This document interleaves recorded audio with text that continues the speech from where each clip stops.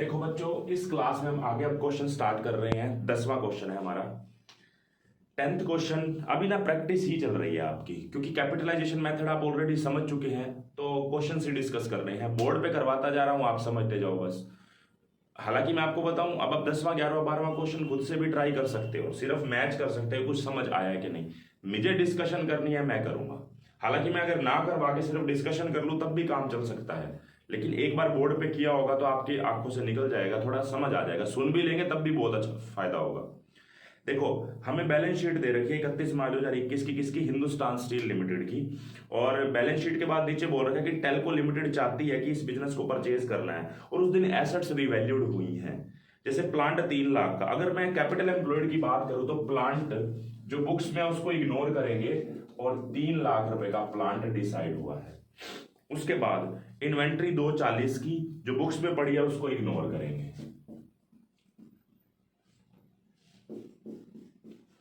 और इसके बाद प्रीपेड एक्सपेंसेस नील कर दिए। अब हम बाकी भी पढ़ ही लेते हैं, अब जब चल ही रहे हैं तो चला देते हैं सारे को। प्लांट हमने लिख दिया। इन्वेस्टमेंट हम मान के चलेंगे नॉन ट्रेड इन्वेस्टमेंट है, इसलिए हम इसको इग्नोर करते हैं। कौन से मेथड के अंदर? एसेट्स माइनस लाइबिलिटी वाले मेथड में। अगर मैं capital plus reserve minus losses वाले मेथड में जाऊं तो इसको माइनस करूंगा वहां पे। ठीक है जी। तो इन्वेंट्री हो गया हमारा, प्लांट लिख दिया। ट्रेड रिसीवेबल जो है हमारा, उस पे कह रखा है कि नीचे 5% प्रोविजन बनाना है डाउटफुल डेट्स पे, ये नेसेसरी है। तो इसका मतलब जो हमारे ट्रेड रिसीवेबल है 1/20 के, उसका 5% 6000 होता है। तो नेट मेरे ट्रेड रिसीवेबल कितने आ गए इसके बाद? 1/14। 1/20 में 5% मतलब 6000 लेस कर दो, तो 1,14,000 रुपए हमारे निकल के आ गए। ठीक है जी।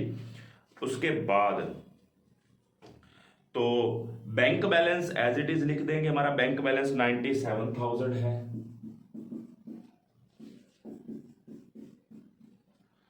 ठीक है। शेयर इश्यू एक्सपेंसेस हम लेते नहीं, क्योंकि एक्सपेंस है। लाइबिलिटी साइड में सिर्फ ट्रेड पेबल्स है और लोन है, तो 1,80,000 रुपए लेस कर देते हैं। ट्रेड पेबल्स और लोन टोटल कितना है हमारा इसका? 1,80,000 रुपए। तो लोन है 1,00,000 रुपए का और ट्रेड पेबल्स है 80,000 रुपए की। तो हमारा कैपिटल एम्प्लॉयड कितना निकल के आ रहा है वो हमने देखना है। देखो, ये जो हमारा नेट आ रहा है ये हमारे पास आ रहा है, सारों का टोटल है 3 lakh plus 240 plus 114 plus 97 minus 1 lakh minus 80, तो 5,71,000 आ रहा है। अब बात आती है 1/2, ये तो मेरा कैपिटल एम्प्लॉयड आ गया। 1/2 ऑफ करंट ईयर प्रॉफिट वो मैं जी अभी निकालना है। क्या दे रखा है वो एक बार ही पढ़ते हैं क्वेश्चन को आगे। तो नीचे लिखी लाइन में क्या बोल रखा है? Profit of the firm for the past 4 year ended 31 मार्च। 18 का दे रखा है 60,000, 80,000, 1,18,000 और 21 का दे रखा है 1,00,000। और these profit include income from investment. हमारी इनकम फ्रॉम इन्वेस्टमेंट है 4,000 की। मुझे एक बात बताएं, हर साल के प्रॉफिट में से लेस करोगे, ये एवरेज निकलने के बाद लेस कर लो चल जाएगा? इस बात पे डिपेंड करता है कि एवरेज प्रॉफिट मेथड है या वेटेड एवरेज। अगर वेटेड है तो हर साल में से यहीं पे ही लेस कर दो, लेकिन अगर सिंपल एवरेज है तो एवरेज निकलने के बाद भी 4,000 लेस कर दोगे तब भी कोई प्रॉब्लम नहीं है। तो हम करते हैं, हमारे 4 सालों के जो प्रॉफिट्स हैं उसका एवरेज निकाल देते हैं। हमारा कितना आएगा? तो मैं लिख देता हूं 2018 मतलब 17-18 19 19 20 20-21, इन 4 सालों के जो प्रॉफिट्स हैं वो कितने कितने दे रखे हैं हमें? 60 80 118, 60 80 118, और लास्ट ईयर का प्रॉफिट दे रखा है हमें 1,00,000 रुपए। लेकिन एक बात मुझे इस साल में ध्यान रखनी पड़ेगी। इस साल में जब हमारे 1,00,000 रुपए जो है हमारा ये प्रॉफिट है, अब क्वेश्चन राइज होता है यहां पे ना प्रोविजन फॉर डाउटफुल डेट्स बना है डेटर्स का, वो कहां से चार्ज होता है? प्रॉफिट में से ही तो होता है। प्रॉफिट एंड लॉस अकाउंट के डेबिट में ही तो लिखोगे कि मेरा जो 6,000 रुपया वो घटेगा। अब आपका क्वेश्चन राइज होना चाहिए, और एक बार तो जरूर राइज होना चाहिए कि भाई देखो, जो प्लांट पहले बुक्स में 4 लाख का दिखा रखा था वो भी तो 3 लाख का हो गया, वो भी तो 1,00,000 का लॉस है, वो भी तो दिखा दो। ऐसे इन्वेंट्री 240 की दिखा रहे हैं, जो पहले 2 लाख के 40,000 का प्रॉफिट हुआ था, प्रॉफिट भी तो ऐड करो। लेकिन मैं आपको बता दूं, जो आपके कैपिटल एसेट्स होती हैं, मतलब कैपिटल एक्सपेंडिचर जिन पे हुआ होता है, ये कैपिटल एसेट्स ही तो है, जैसे plant, land and building, furniture, fixtures. इसका जो रिवैल्यूएशन होता है उसका प्रॉफिट एंड लॉस अकाउंट से कोई लिंक नहीं है, वो डायरेक्टली बैलेंस शीट में कम ज्यादा होती है रिजर्व एंड सरप्लस के अंदर। जो कैपिटल प्रॉफिट्स पड़े होते हैं ना, उनमें से ये कैपिटल लॉसेस चार्ज होते हैं। लेकिन प्रोविजन फॉर डाउटफुल डेट्स आपका रिवेन्यू लॉस है। रिवेन्यू लॉस है तो पीएनएल से ही लिंक है, ये प्रॉफिट एंड लॉस अकाउंट वाला है, इसलिए इस 6000 का इंपैक्ट यहां पे डालोगे। लेकिन जो बाकी प्रॉफिट्स है ना या लॉस है, जो रिवैल्यूएशन वाले हैं, वो कैपिटल प्रॉफिट्स हैं या कैपिटल लॉसेस हैं, उनको सेट ऑफ कहां से किया जाता है? रिजर्व एंड सरप्लस में अगर कोई कैपिटल रिजर्व पड़ा होगा वहां से किया जाएगा। इसका मतलब यहां पे मैं सिर्फ 6000 रुपए लेस करके 94,000 बोलूंगा और मैं इनका एवरेज निकाल दूंगा। एवरेज प्रॉफिट हमारा 60,000 plus 80,000 plus 1,18,000 plus 94,000 divide by 4। तो ये हमारा कितना निकल के आ रहा है? 4 सालों की अगर मैं बात करूं तो हमारा ये निकल के आ रहा है 3,52,000 डिवाइड बाय 4, 88,000 रुपीज। अब मैंने आपको बोला है आप चाहे इन्वेस्टमेंट का इनकम जो है वो बाद में भी घटा लो, तो इनकम फ्रॉम इन्वेस्टमेंट हमारी कितनी है? कितनी बता रखी है इन्होंने? कह रहा है कि 4,000 रुपए पर एनम है, और ये हमारी नॉन बिजनेस इनकम है, नॉन ऑपरेटिंग इनकम बोल सकते हैं ना, जो मैंने स्टार्टिंग में भी समझाया था। तो 4,000 रुपए लेस कर दो यहां पे, तो आपके पास 84,000 आपका एक्चुअल एवरेज प्रॉफिट आ गया। अब आपको कैपिटलाइजेशन मेथड से क्वेश्चन करना है। मैं आपसे पूछता हूं, आपके पास एवरेज प्रॉफिट आ गया, कैपिटलाइजेशन मेथड से करना तो है, आपकी बुक में पता है कौन से मेथड से कर रखा है? Capitalization of average profit. हम क्यों ना इसका अपोजिट कर दे, एक तो वहां पे क्यों हुआ, एक मैं कर देता हूं। लेकिन एक बात बताएं, अगर मैं capitalization of super profit method से करता हूं, बुक में तो कैपिटलाइजेशन ऑफ एवरेज प्रॉफिट से कर रखा है, वो आप खुद से कर लेना। कैपिटलाइजेशन ऑफ सुपर प्रॉफिट के लिए मुझे सबसे पहले एवरेज कैपिटल एम्प्लॉयड चाहिए, क्योंकि एवरेज प्रॉफिट तो निकल गया। नॉर्मल प्रॉफिट निकालने के लिए मुझे एवरेज कैपिटल एम्प्लॉयड चाहिए, और एवरेज कैपिटल एम्प्लॉयड के लिए मुझे करंट ईयर का प्रॉफिट चाहिए। तो मेरा करंट ईयर का प्रॉफिट कितना है? 94,000। इसमें से क्या लेस करने के बाद? Provision for doubtful debt. उस 94,000 में से फिर जो मेरा इनकम फ्रॉम इन्वेस्टमेंट है वो भी लेस होगा 4,000 रुपए का। ये तो आपको पता होना चाहिए, आपने पीछे भी लेस किया था। जो स्टार्टिंग में नॉन ट्रेडिंग इन्वेस्टमेंट जो थी, उसका जो नॉन ट्रेडिंग इन्वेस्टमेंट थी, उसका जो इंटरेस्ट इनकम आती थी वो आप लेस करते थे, दोनों साइड, एवरेज प्रॉफिट्स में से भी और उधर करंट ईयर प्रॉफिट में से भी। तो आपका एक्चुअल में ये 94,000 नहीं है, ये आपका कितना है? 4,000 लेस करके 90,000, और इसका 1/2 आप करेंगे तो 45,000। तो 5,71,000 में आपका 45 लेस हो जाएगा, तो ये आपके पास आ जाएगा शायद 5,26,000 रुपए आपका कैपिटल एम्प्लॉयड आ जाएगा, एवरेज वाला। तो ये आपका है एवरेज कैपिटल एम्प्लॉयड। इसके बाद आप फॉर्मूला पुट कर दो, super profit is equal to AP minus NP. AP आपका 84,000 है, एनपी आपका 5,26,000 का कितने परसेंट बोल रहा है? ये 14% है ना, तो 5,26,000 का 14% हमें करना पड़ेगा। मैं कर देता हूं। देखो बच्चों, मैंने वो कैलकुलेशन कर दी है, मैंने average profit minus normal profit is equal to super profit. Super profit वाले फॉर्मूले से कैपिटलाइजेशन कर रहा हूं मैं। तो हमारे पास ये सुपर प्रॉफिट आ गया 10,360, इसका 100/14 कर देंगे, 74,000 आ जाएगा। आप एवरेज प्रॉफिट वाले से करना चाहो, बुक में किया ही हुआ आप कर लेना। तो ये हमारा 10th क्वेश्चन था। इसके बाद हम करते हैं 11th क्वेश्चन। सिंपल है वो भी, आप इसको नोट कर लो अच्छे से।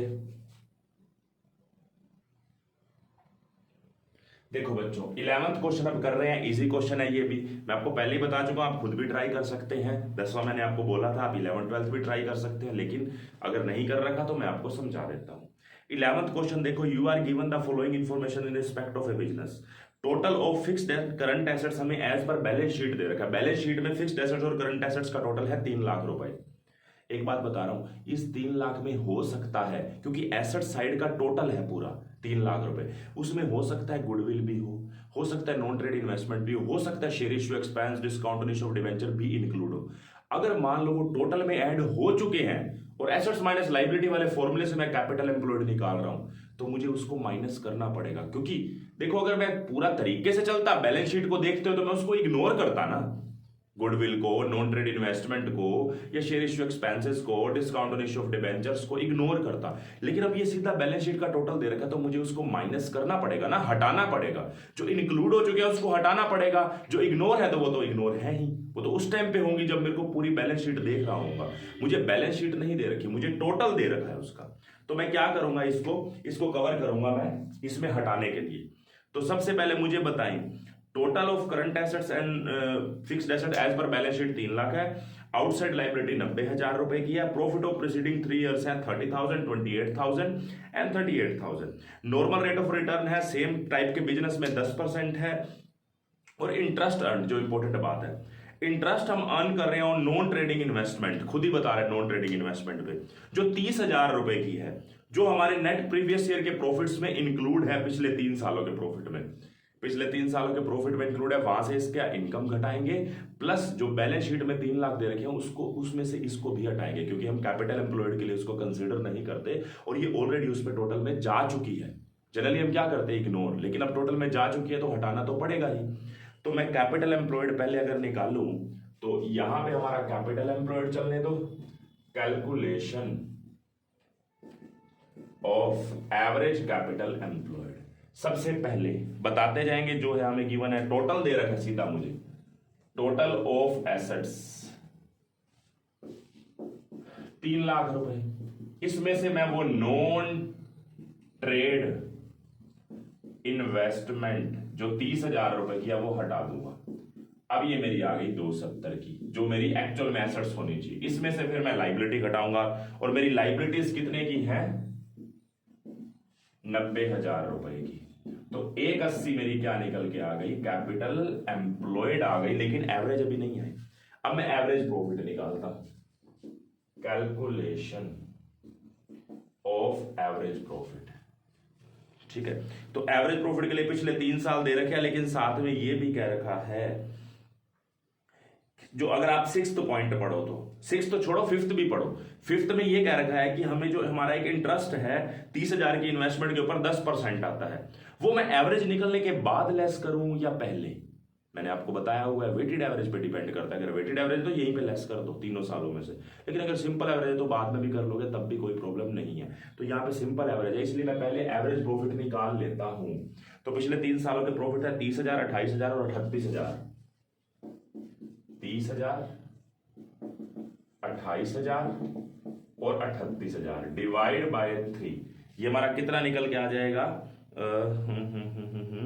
32,000 रुपए हमारा निकल के आ गया। इसमें से अब आप इनकम फ्रॉम इन्वेस्टमेंट लेस कर दो, जो इंटरेस्ट है, इंटरेस्ट ऑन इन्वेस्टमेंट। ये पास्ट की बात है, लेकिन हमने एवरेज निकलने के बाद लेस कर दिया, तब भी कोई दिक्कत नहीं है।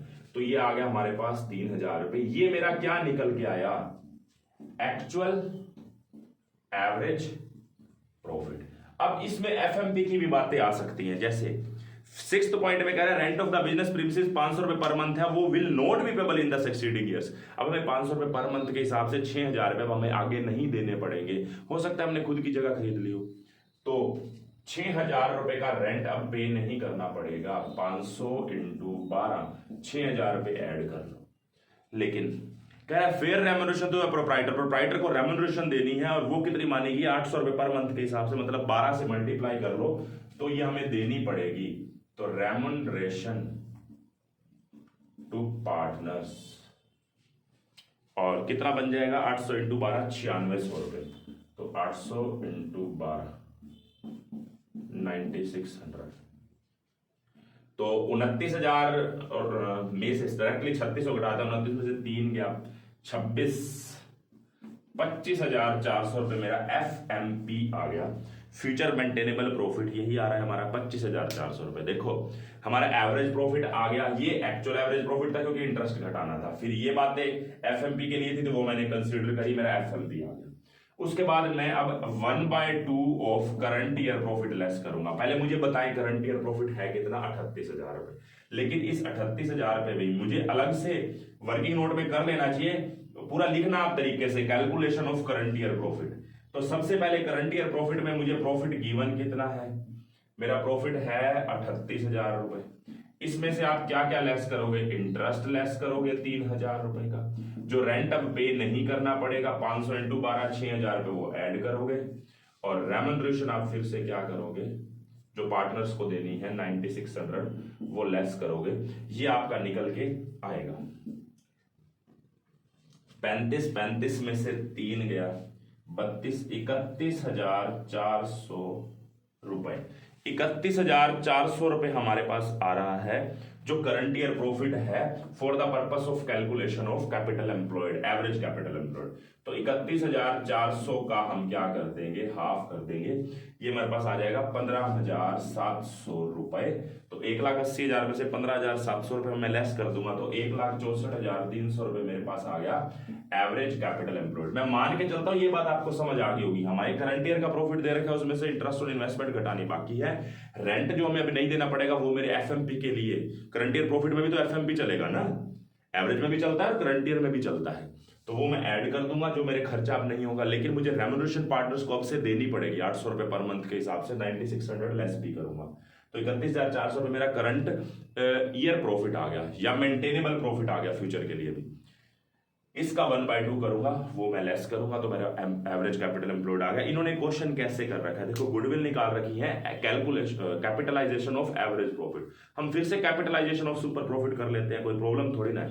तो कैपिटलाइजेशन ऑफ सुपर प्रॉफिट के लिए मुझे क्या करना पड़ेगा, गुडविल निकालने के लिए सबसे पहले मुझे सुपर प्रॉफिट निकालना पड़ेगा। एवरेज प्रॉफिट मेरा निकल के आया है 25,400 रुपए। 25,400 रुपए मेरा क्या है, एवरेज प्रॉफिट।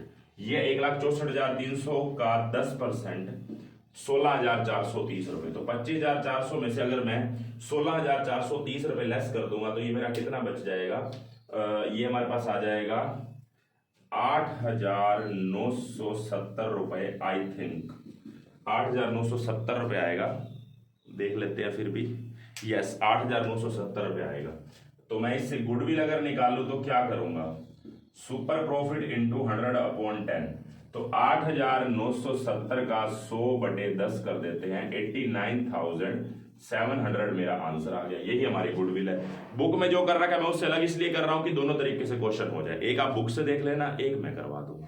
ठीक है, हमारा 11th क्वेश्चन हो गया। 12th क्वेश्चन है, बिल्कुल सिंपल है, वो भी अभी कर लेते हैं। फिर नेक्स्ट क्लास में हम अगले मेथड्स पे बात करेंगे जो आपने 12th क्लास में नहीं पढ़े थे। देखो बच्चों, 12वें क्वेश्चन को अब डील करते हैं।